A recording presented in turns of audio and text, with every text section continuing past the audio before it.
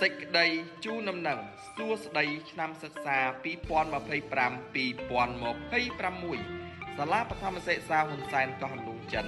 មានកិត្តិយសសូមគោរពជម្រាបជូនដំណឹងដល់លោកស្រីជាមាតាបិតាអ្នកអាណាព្យាបាលរបស់សិស្សានុសិស្សនិងសាធារណជនទាំងអស់ឲ្យបានជ្រាបថា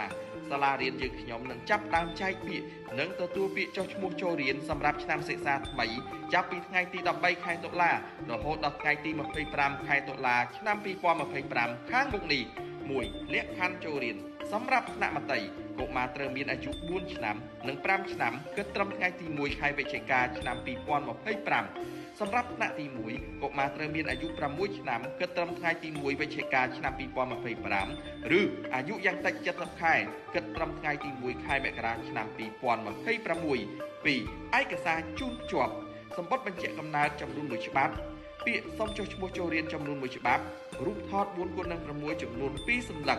អាស្រ័យបានដូចជម្រាបជូនខាងលើនេះសូមលោកស្រីជាមាតាបិតាអ្នកអាណាព្យាបាលនិងសាធារណជនទាំងអស់មេត្តារុះរាន់អញ្ជើញមកទទួលពាក្យនិងដាក់ពាក្យចូលរៀនតាមការបរិច្ឆេទកំណត់ខាងលើកុំបីខានឡើយសម្រាប់ព័ត៌មានបន្ថែមសូមទំនាក់ទំនងមកកាន់លេខ096